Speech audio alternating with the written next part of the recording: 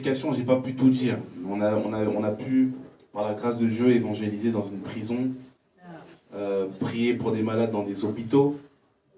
J'ai pas eu le temps de raconter tous les témoignages, mais la Bible dit que j'ai semé, Apollos a arrosé, et c'est Dieu qui fait croître. Donc, dans notre marche avec le Seigneur, des fois, ça peut se jouer en 3 temps. Donc, tu as semé, viens à l'église, il faut arroser. Peut-être que ça sera toi, peut-être que ça sera une autre personne qui va l'évangéliser, peut-être que ça sera sur Instagram, elle verra un post qui va lui parler, mais il y aura un temps où ça sera arrosé et c'est Dieu qui fait croître. Donc toi tu fais ta part et Dieu fera sa part. Mais la question est pertinente, hein, parce que dans le témoignage même de pasteur Cédric, il parle de cette femme maghrébine qu'il a rencontrée et qui lui a dit à Elliot, c'était Elliot, est-ce que vous savez que Jésus vous aime? Est-ce que tu sais que Jésus t'aime? Tenez un livre, je vais prier pour vous. Et puis il est parti. Ils n'ont pas accepté Jésus ce jour-là. Mais la semence était posée. Et elle a porté du fruit. Amen. Je décrète, je déclare, je prophétise que la semence qui est tombée dans le cœur d'une personne en ce jour porte du fruit avec abondance au nom puissant de Jésus. Amen. Alors, qu'est-ce que la consécration à Christ en étant jeune peut nous apporter, sachant que les plaisirs du monde sont très attirants? Moi je vais être très, très clair. Hein. Pour avoir emprunté le chemin du monde en personne, ça apporte que désolation, problèmes de santé, dépression. Ça apporte énormément de choses qui ne glorifient pas Dieu. Et j'aimerais vous dire une chose, et ça des fois on ne témoigne pas assez aux jeunes. Lorsque vous avez accepté Christ et que vous souhaitez, parce que des fois on a des projets de rétrograder, ça ne sert strictement à rien. Ça ne sert strictement à rien. Vous savez pourquoi? Parce que le Saint-Esprit est en vous. Vous pouvez aller dans une boîte, tous vos amis vont s'amuser, vous allez vous amuser peut-être les 10 premières minutes. Après, le Saint-Esprit lui-même va dire, mais qu'est-ce que tu fais là? Ce que tu fais n'est pas bon. Ça va te casser dans ton délire. Et croyez-moi, je pensais que ça allait bien se passer, que je serais comme avant. Mais j'étais plus comme avant. Parce que j'avais la connaissance du bien et du mal. De ce qui était bon et de ce qui n'était pas bon. Donc le fait d'aller dans le monde, tu peux aller en soirée, tu peux fumer, boire comme tu veux. Au début, tu vas rentrer dans un délire. Mais quand le Saint-Esprit va te dire, mais en fait là ce que tu fais, c'est zéro. Tu vas te sentir mal et tu vas te sentir étranger au milieu de beaucoup de personnes. C'est comme si tu te sentais... tu regardes les personnes s'amuser, mais tu te dis, mais en fait, pourquoi ils s'amusent? J'arrive pas à m'amuser, parce que le Saint-Esprit est en toi. Et qu'est-ce que la vie chrétienne t'apporte? Moi, ça m'a apporté de la stabilité. Ça m'a apporté, aujourd'hui, je vais parler un peu de ma vie. Je suis marié, j'ai 4 enfants. Je suis propriétaire en France, propriétaire en Côte d'Ivoire. J'ai travaillé, là, je viens de quitter mon emploi, je travaille en banque depuis 7 ans. J'avais un haut poste. Maintenant, je suis en indépendant, auto-entrepreneur dans l'immobilier. Je suis pas quelqu'un de perché qui sait pas ce qu'il fait. Je suis quelqu'un voilà, qui a travaillé, qui a fait ses preuves dans le monde du travail et qui a su dissocier l'Église de la vie professionnelle. Donc ça m'a apporté de l'ambition, parce qu'avant j'avais aucune ambition. Mais quand Dieu te dit que tu es victorieux, je postulais là où tout le monde me disait que toi on va jamais te prendre là-bas. Jusqu'à j'ai postulé à la LCL et au siège d'AXA, les deux ils m'ont pris. Alors qu'avant je galérais pour avoir un entretien, je galérais pour avoir des réponses, mais là quand j'allais à l'entretien, je disais merci Seigneur parce que j'ai le job. Merci parce que j'ai l'appartement. Et je disais Seigneur de toute façon, il n'y a pas de plan B, il n'y a pas de si ça maintenant. C'est le plan A, j'ai postulé, je suis la lumière du monde, je suis ton enfant, j'ai tes faveurs, ce poste c'est le mien. À chaque fois que je postule, j'attends pas de réponse. J'attends juste les formalités, j'attends juste de signer le contrat. C'est ce que ça m'a apporté, la parole de Dieu. Ça m'a appris à ne plus douter. À un moment donné, on a commencé une église à Orléans, il y a 1 an, un peu plus d'1 an. On est parti, on était 6. avec un téléphone. Et c'est comme si on te dit, prends 6 personnes, va dans une ville que tu ne connais pas, même si je suis né là-bas, mais mes parents sont partis quand j'avais 6 mois, bâtis une église. Qu'est-ce que j'ai fait? C'est parce que la parole de Dieu me dit que je serai victorieux, que dès que je suis arrivé à Orléans, je me suis dit qu'on sera victorieux. Et en moins d'1 an, voilà, on est une 50aine de personnes, l'église est vivante. On a fait nos premiers baptêmes au mois de mai, là on a les baptêmes demain. On a 15 personnes qui vont se baptiser, gloire à Dieu. Est-ce qu'on peut acclamer?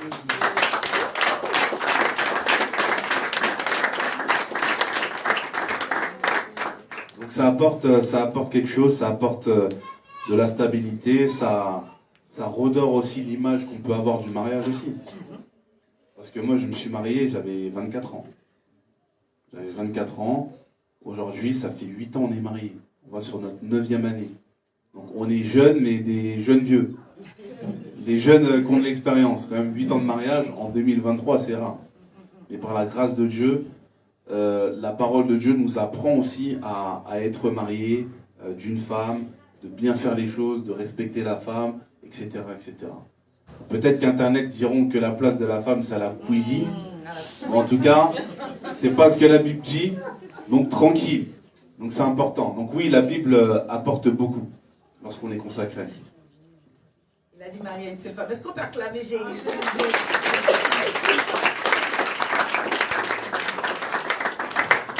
Merci, pasteur Cédric, si tu nous fais du bien.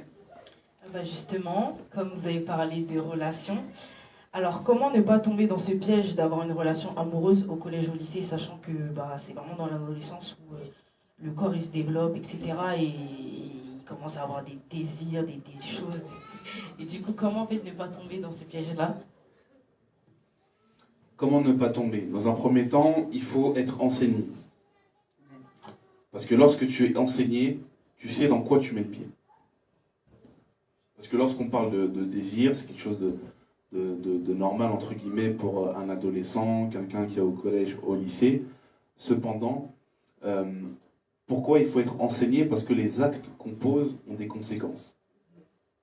Et lorsque des conséquences impactent la vie de la personne, ça peut avoir des répercussions sur 10, 20 ans dans la vie de la personne. Et une personne avertie en vaut 2.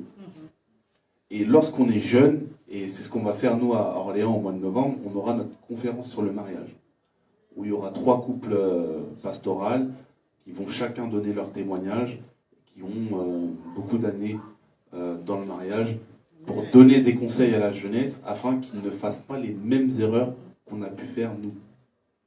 Donc oui, les désirs existent, oui, c'est des choses qui sont naturelles, cependant, il faut être enseigné.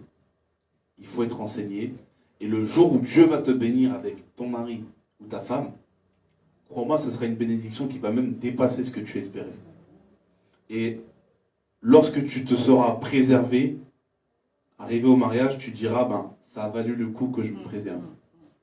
Et ça, on ne le dit pas assez, c'est un peu trop tabou, on dit que les jeunes sont trop jeunes, que les jeunes ne sont pas assez... ils n'écoutent pas, on sous-estime la capacité aux jeunes de comprendre. Alors que les jeunes comprennent. Arrivé à la 6e, 5e, c'est là où tu commences à voir les filles, etc., et les filles, les garçons, etc. C'est à ce moment-là, c'est quand tu commences à rentrer au collège, mais le fait d'être bien enseigné, et n'hésitez pas aussi à poser des questions à vos pasteurs pour qu'ils puissent vous aiguiller du mieux qu'ils peuvent, de vous aiguiller. Et si vous rencontrez une personne et que vous souhaitez vous marier avec cette personne, n'hésitez pas aussi à aller voir le pasteur pour vous accompagner. Et là encore, j'ai énormément de témoignages. Franchement, il m'aurait fallu 2-3 prédications pour tout terminer, mais j'ai beaucoup de témoignages dessus, mais voilà. Mais on a reçu, j'aimerais dire quelque chose en additif. Il faut vraiment faire les choses à la lumière. La Bible nous enseigne l'abstinence. Les relations devant Dieu doivent être saines. Donc on peut fréquenter une personne. Mais si tu as 12-15 ans et que tu veux rentrer dans un flop, c'est trop tôt. Ça ne va pas aboutir. Vous savez que c'est juste un jeu. Or, chaque fois, ça c'est dire les choses telles qu'elles sont, qu'on a des relations sexuelles avec une personne avec qui on ne va pas se marier, c'est comme un échange d'esprit. Pourquoi la Bible parle de la femme, la jeune fille vierge? Parce que c'est une alliance qui est scellée au travers du sang. Et ne prenez pas des choses de la vie de façon anodine. Il y a des répercussions spirituelles derrière.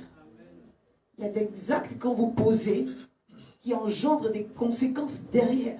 Donc, hormis le fait d'attraper une maladie, une MST ou de tomber enceinte, c'est pas ça le plus grave. C'est de se charger spirituellement et de rentrer dans la vie d'adulte avec un bagage très lourd, sur lequel on n'a même pas idée à quel point que l'ennemi peut nous empêcher, à cause de cela, d'avoir un mariage heureux et un mariage béni.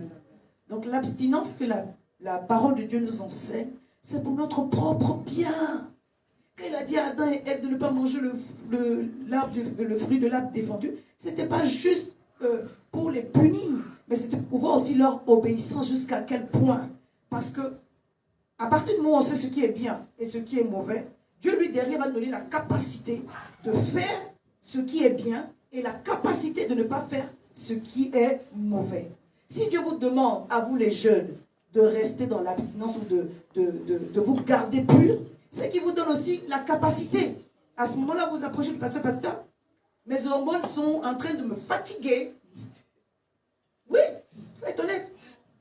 Maintenant, ça dépend. Si tu dors avec des films pornographiques, là ça, c'est pas tes hormones qui te fatiguent. Tu as ouvert une porte. Parce que Dieu fait grâce. Tu n'as pas de mari, tu n'as pas de femme, tu es encore jeune.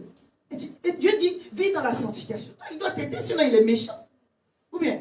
Donc, toi, tu dois rester. Mais ça brûle, ça brûle, ça brûle. Non. À un moment donné, il nous donne en fait la mesure de grâce quand tu n'es pas marié. C'est juste extraordinaire. Dieu fait ça. Tu n'as pas quelqu'un à côté de toi pour te réchauffer la nuit, mais tu as une mesure de grâce là, qui fait que tu n'es pas en train de lutter avec vous. Ne vous battez pas que non. Est-ce que je peux tomber aussi un peu et demander pardon à Dieu demain? Non.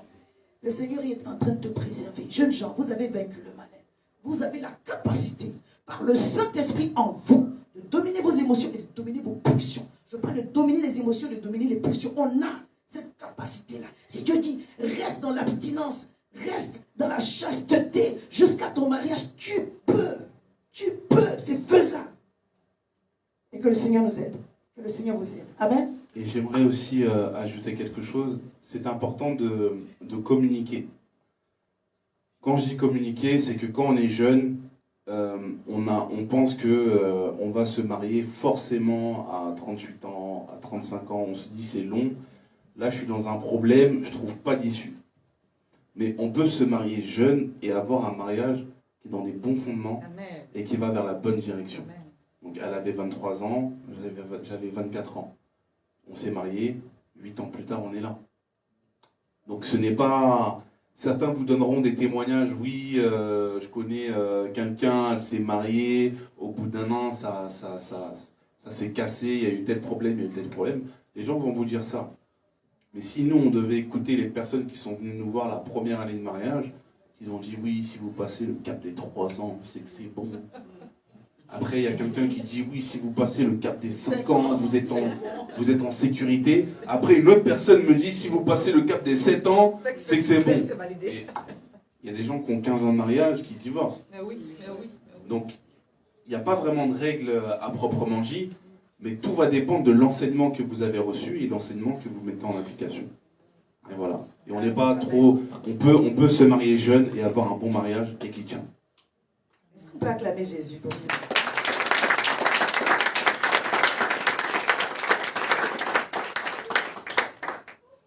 Je vais juste un petit peu appuyer sur la question de l'âge. Ne vous dites pas, on va se marier très tard. Donc comment je vais faire pour tenir? On peut se marier jeune. Moi, je me suis mariée à 23 ans et demi. Donc on a à peu près la même tranche d'âge. Vous pouvez vous marier jeune et ça va marcher. Voilà. Moi, si vous venez ici, parce qu'on a marié, il y a eu un mariage le mois dernier. Dieu fait grâce. Je marie quelques personnes. Encore l'année dernière, on a fait un mariage. Ne vous dites pas. Il faut qu'on attende, on attende. Si vous êtes enseigné, le mariage va marcher. Amen. Ce n'est pas une question d'âge. Mais si vous venez ici à 18 ans, Si vous venez ici, monsieur n'a pas de travail, madame ne travaille pas. Non, je ne vais pas vous marier. On est d'accord? Il faut qu'il y ait, voilà. Il faut que la femme soit posée, il faut que la femme soit enseignée. Et pour l'homme, ce que moi j'exige ici, en tout cas ce que je conseille, ce que j'exige, c'est que l'homme travaille. Parce qu'un homme qui ne travaille pas va ouvrir des portes. Un homme qui ne travaille pas va faire en sorte que dans le mariage, il y ait des choses qui se passent. On va dire non, la femme n'est pas soumise, mais elle ne se sent pas en sécurité. Une femme veut être en sécurité vis-à-vis de son homme, et l'homme veut être respecté. Donc il y a à un moment donné certaines choses que dans la sagesse, il faut faire pour que le mariage puisse marcher. C'est ça. Et aussi le fait d'être des personnes équilibrées. Soyons vraiment des chrétiens équilibrés. Pas des chrétiens farfelus. Si tu veux te marier avec une sœur, travaille. Amen. Voilà. Moi, j'ai une fille et 3 garçons. Le jour où quelqu'un va venir demander la main de ma fille, j'ai pas encore fini, mais je vais préparer un formulaire. Il a commencé. Je vais lui dire ma fille, ma seule fille. Ma seule. Tu dis tu veux la prendre, d'accord. Non seulement je vais préparer un formulaire, et je vais mettre aussi des pièces à fournir. Son contrat de travail, est-ce que tu habites... Non, il faut qu'on soit équilibré, il faut être sûr. Il faut être sûr. Moi, quand je me suis marié avec le pasteur Jade, je travaillais, j'habitais chez moi. Je payais mes factures. Donc, moi, je suis parti de chez moi, j'avais 20 ans. Je payais mes factures, je travaillais. Donc, je ne suis pas venu de manière farfelue. Je suis venu en étant stable. Donc, la stabilité, c'est important.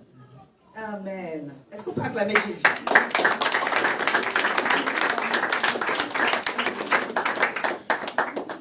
On va demander à Pasteur Jade s'il veut.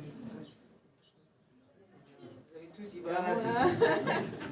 La question prochaine. Alors, ça c'est une question personnelle du coup, comment gérer son temps entre la consécration à Dieu avec l'implication qu'on a dans l'église, l'école et le travail? Du coup là c'est une question personnelle. Je suis responsable des médias et aussi de la jeunesse, et du coup je suis impliquée dans l'église. Je vais à l'école et je suis en alternance, donc je travaille, et des fois c'est vraiment pas évident et je sais pas comment gérer mon temps. Comment gérer son temps? Donc, le temps, on va dire qu'on a 24 heures dans une journée. Voilà, on dort généralement 7 heures de temps, et on a 7 heures de travail si on rajoute l'heure de pause, 8 heures. En fait, il faut compartimenter ton organisation. Et quand je dis compartimenter, c'est s'organiser. Ça veut dire que, par exemple, moi, je dois gérer mon rôle de mari, je dois gérer mon rôle de père, je dois gérer mon rôle de pasteur, je dois gérer mon travail, je dois gérer et m'assurer que l'équilibre de tout ça soit bon. Et on demande de moi que je sois bon dans tous les items. Présent pour les enfants, présent pour ma femme, présent pour l'église, présent pour le travail. Donc c'est quelque chose où techniquement, on se dit ça va être compliqué pour le temps, mais comment j'ai réussi à m'organiser, c'est que je le compartimente. Ça veut dire que premièrement, pour pas être surmené, il faut que tu aies des temps pour toi. Généralement, on aime dire que oui, on aime mettre de côté notre famille biologique, des fois.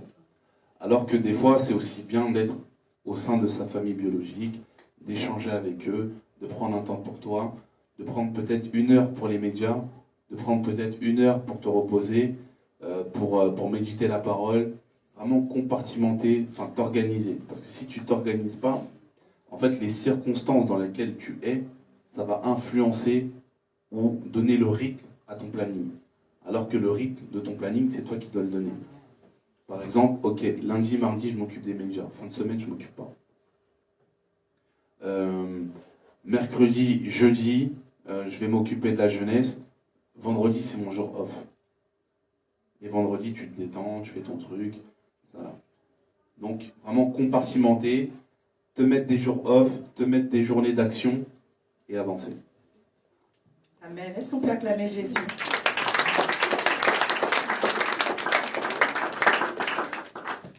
Et j'aimerais dire, vous avez le témoignage de votre pasteur le lundi.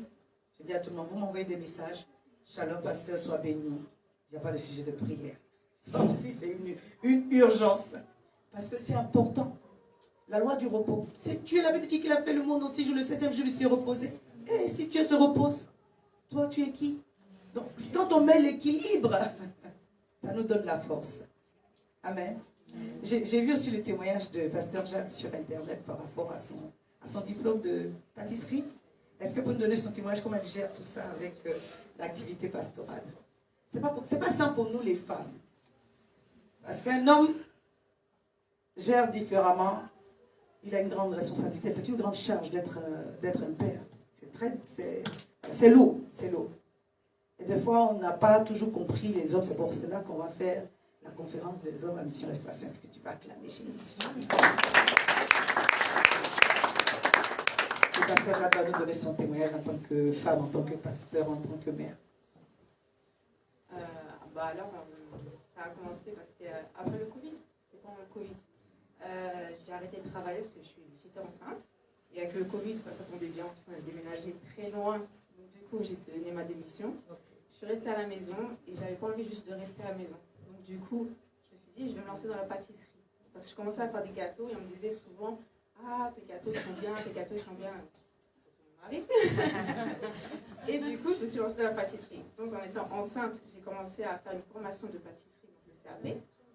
Et c'est à distance. Et une fois que j'ai accouché, j'ai essayé de trouver une nounou pour garder le petit. Et du coup, au bout d'un an, j'ai trouvé enfin la nounou. J'ai pu me lancer et faire mon stage. Et en parallèle, on était en train de se former pour ouvrir Orléans.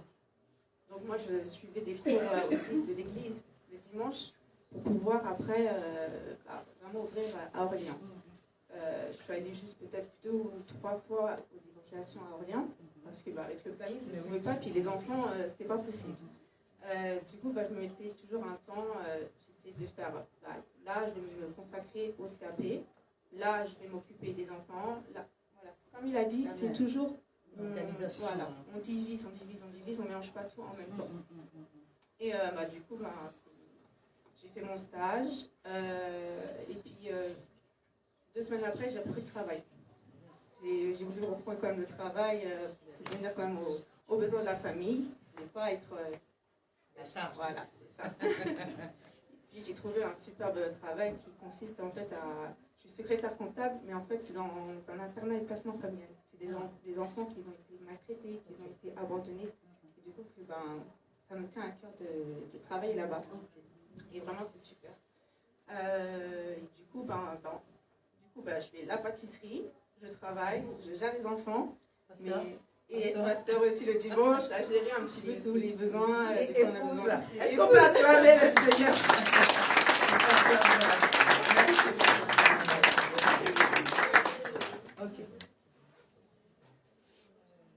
Alors, du coup, il nous reste 2 questions. Et on va clôturer. En tant que jeune, du coup, est-ce qu'il faut impliquer Dieu dans tout ce que nous faisons, par exemple le choix des études, la voie professionnelle, etc. Parce que ça arrive que beaucoup de jeunes, en fait, ne savent pas quoi faire, ils se cherchent. Et voilà, comment ils peuvent faire. Donc pour répondre à cette question, il faut savoir que le Saint-Esprit est en vous. Donc le Saint-Esprit est un conseiller. Et lorsque vous avez des hésitations par rapport à un choix, par rapport à vos études, Dieu, lui, est même plus pressé que vous de vous répondre, de savoir où vous devez aller, parce que Dieu est hors du temps. Et des fois, on pense que devant des choix qu'on doit faire dans la vie de tous les jours, Dieu ne s'occupe pas de nous. Mais Dieu est un Père. Amen. Et des fois, on aime dire le Saint-Esprit, mais le Saint-Esprit, on l'appelle aussi l'Esprit de Dieu. Et l'Esprit de Dieu, lui, veut t'orienter vers la bonne direction, afin que tu fasses les bons choix, et afin que tu ailles dans la bonne direction. Et la Bible dit prier sans cesse. Et comme un père, comme un enfant envers son père, vous pouvez lui demander, Seigneur, là j'ai 3 choix devant moi, où je dois aller. Donne-moi la paix si je dois aller, par exemple, dans cette branche de management, par exemple. Et si c'est un endroit où je ne dois pas aller, dis-le-moi, fais-moi ressentir aussi la chose. Et moi, c'est comme ça que je fais. Seigneur, si c'est ta volonté, accorde-moi ta paix. Amen. Et lorsque tu vas, et tu sens que tu as une paix qui ne vient pas de toi, et tu sens que tu es dans la bonne place. Et c'est comme ça que je fais. Vraiment, je demande à Dieu, je parle avec Dieu, je communique avec lui et je lui demande de m'accorder sa paix sur sa volonté. Amen. Il y a un verset de la Bible qui appuie ce que Pasteur Cédric a dit, c'est Philippiens 4, le verset 6, où il dit ne vous inquiétez de rien. Donc quand on a besoin d'une direction particulière, la Bible dit faites des prières, des supplications, des actions de grâce, et la paix de Dieu qui surpasse toute intelligence gardera vos cœurs et vos pensées en Jésus. En fait, la paix de Dieu vient orienter vos pensées, votre cœur, vis-à-vis de la demande que vous avez fait à Dieu. Si c'est un accord de Dieu que vous vouliez pour valider ce que vous êtes en train de faire, si Dieu est d'accord, il vous mettra la paix. Si Dieu est d'accord, il ne vous validera pas la paix. Et vous saurez. Et quand Dieu vous a dit ce qu'il veut de grâce, obéissez à la voix de Dieu. Ça va vous éviter des regrets, des chagrins et de tout le reste derrière. Alors du coup, pour la dernière question, il y en a qui ne savent pas trop ce que c'est le spirituel, donc ils aimeraient comprendre, et savoir comment gagner en maturité spirituelle aussi du coup.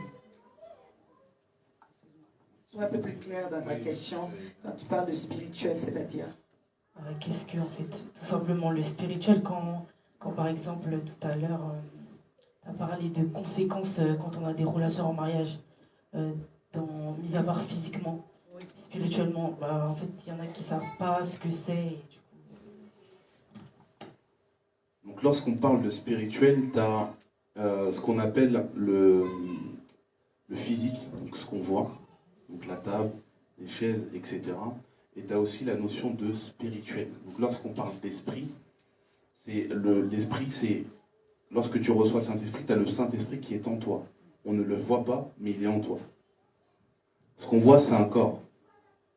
Et tout ce qui est visible tire son origine de l'invisible. Donc lorsque Dieu a parlé, la terre fut. Et ce qui est important quand on parle de spiritualité, c'est, par exemple, ta respiration, tu ne la vois pas, mais tu respires. Ça, c'est quelque chose de pragmatique. Tu respires, mais tu ne vois pas ta respiration. Il y a des choses qu'on voit, il y a des choses qu'on ne voit pas. Autant dans le monde spirituel, donc le monde des esprits, il peut avoir des anges, et dans ce même monde spirituel, il peut avoir des esprits mauvais. Et c'est pour ça que vous avez des personnes qui sont dans des pratiques, dans l'occultisme, qui font toutes sortes de miracles démoniaques, qui peuvent se matérialiser. Et on le voit. Et comment ils ont fait pour faire ça ? C'est le monde spirituel. Donc le monde spirituel, vous avez à la fois, entre guillemets, pour simplifier, le bon et le mauvais. Vous avez à la fois les anges, vous avez à la fois les démons. Donc ça, c'est important de le souligner. Et votre être, vous avez l'esprit, l'âme et le corps. Donc le corps, c'est le corps. Vous avez l'âme où siègent les émotions, la volonté, et vous avez l'esprit, donc l'esprit de Dieu qui est en vous. Et vous vous êtes jamais posé la question, quand quelqu'un meurt, on dit il est parti. Mais si son corps est là, pourquoi il est parti ? Ça veut dire que même inconsciemment, on a conscience que notre corps physiquement, on n'est pas limité seulement à notre corps. Des fois, on dit qu'on est athée, mais lorsque tu as un accident frontal, tu dis « Oh mon Dieu !» Tu deviens spirituel très vite, quand ça se gâte. Pourtant, toute l'année, tu dis « Tu es un athée confirmé ». Mais quand tu frôles la mort, tu dis « Oh mon Dieu !» C'est-à-dire, au fond de toi, ton être intérieur est conscient qu'il y a un monde physique et un monde spirituel. Amen. Amen. Juste dire aussi que le monde est gouverné par des alliances. Il y a des choses qui impactent nos vies, qu'on ne voit pas. Ce n'est pas tout ce qu'on voit qui existe. Il y a des choses qui n'existent pas qu'on voit. Il y a le monde du divin, de Dieu, et il y a le monde du mal.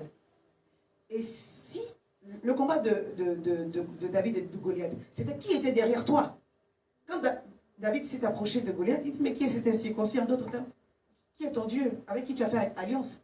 Parce que moi, je viens contre toi au nom de l'Éternel des armées. Donc derrière chacun d'entre nous, il y a une force qui nous guide. Les gens, on parle d'aura. Nous, les enfants de Dieu, la Bible dit que l'ange de l'Éternel campe autour de chacun d'entre nous. Dans cette salle, il y a des anges de Dieu. C'est pas parce que nos yeux ne les ont pas vus qu'ils ne sont pas là. Ils sont là. Des fois, vous pouvez être dans un endroit, vous sentez des yeux sur vous. Donc c'est qui? Il n'y a pas quelqu'un derrière toi. Il y a des esprits qui marchent. Il y a des esprits qui tournent. Quand les anges venaient visiter les hommes, ils prenaient l'apparence humaine. L'ange qui est venu visiter Marie, il n'est pas venu avec des ailes. Parce que les esprits n'ont pas le droit d'opérer dans la journée. Quelqu'un me comprend? Parce qu'on est dans un monde qui est parallèle. Il y a le monde là, naturel, il y a le monde spirituel. La Bible dit, au commencement, Dieu créa les cieux. Les cieux, pourtant la terre, une terre. Et la terre, mais les cieux. Il y a le ciel de Dieu. Il y a le deuxième ciel, il y a le ciel que nous on voit. Dans le troisième ciel, règne Dieu, sa puissance. Dans le deuxième ciel, la Bible dit, les combats spirituels. Tous les esprits déchus là, c'est là qu'ils se manifestent. Les esprits méchants dans les lieux célestes. Qui se manifestent aussi sur la terre. Et puis il y a notre ciel. Donc ayons la pleine conscience que les choix que nous faisons sur la terre ont des répercussions spirituelles. Des répercussions plutôt spirituelles. La notion du spirituel, c'est plus vaste, c'est très vaste. C'est pour ça que j'ai voulu que tu orientes un peu. Que les gens comprennent. Lorsque j'ai l'intimité sexuelle, l'acte sexuel, c'est Dieu qui l'a voulu, mais dans un cadre. C'est dans le mariage. Autrement, c'est des désolations, c'est des situations de vie qui sont regrettables. Et quand on fait les choses selon Dieu, l'Éternel nous donne la bénédiction derrière. Est-ce que ça peut aller? Amen, amen. Est-ce qu'on peut acclamer Jésus?